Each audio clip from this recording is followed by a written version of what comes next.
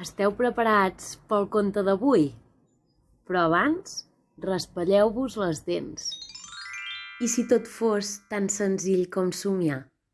Somiar, imaginar com a possible o realitzable alguna cosa que no és d'esperar, de molt difícil realització.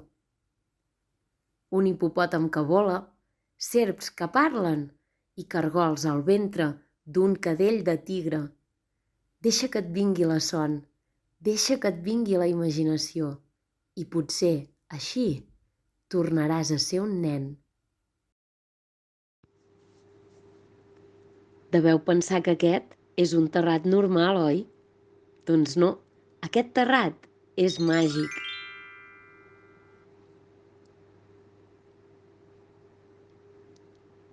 Cada nit, quan estic a punt d'anar a dormir, sento una veu que m'explica un conte.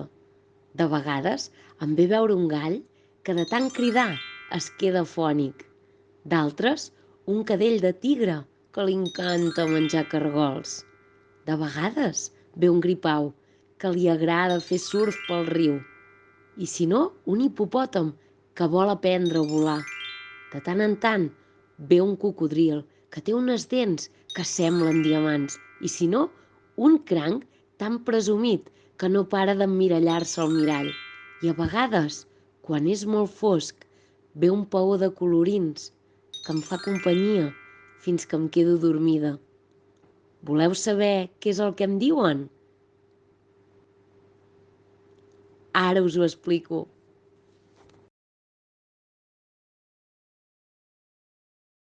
L'hipopòtam que va tocar el cel.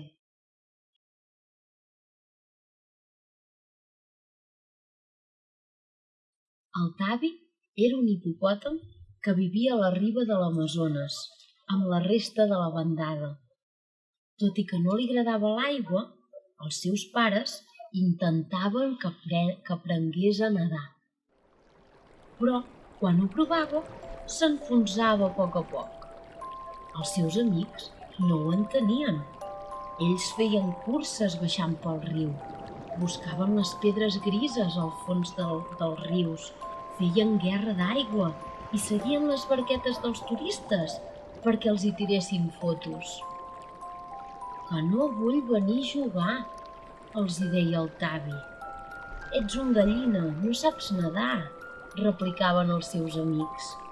I era veritat, al Tavi li feia por l'aigua. Per què de nedar si no m'agrada? Jo no nedaré, jo volaré. Va marxar del grup, decidit a aprendre a volar. Primer ho va provar amb les orelles. Les movia ben ràpid, però no passava res. Després ho va intentar amb la cua. La feia girar ben de pressa, però no passava res. Fins i tot ho va provar amb la llengua. Però els seus peus seguien a terra. Tot d'una va passar una papallona. Que no veus que per volar es necessiten ales? I tu no en tens? Ai, papallona bonica, si m'ajudes a volar, et diré on és el prat de flors més gran de tota la terra. Van untar l'esquena del Tavi amb mel i milers de papallones s'hi van enganxar i van començar a moure les ales. El Tavi va travessar mig país volant i tots els animals de l'Amazones expliquen la llegenda de l'hipopòtam que va tocar el cel.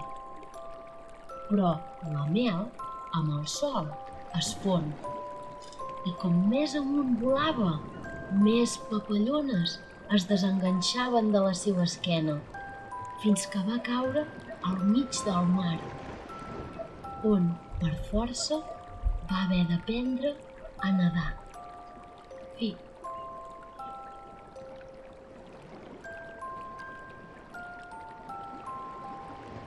I vet aquí un gall, vet aquí un tigre, que ja s'ha fos aquest llibre.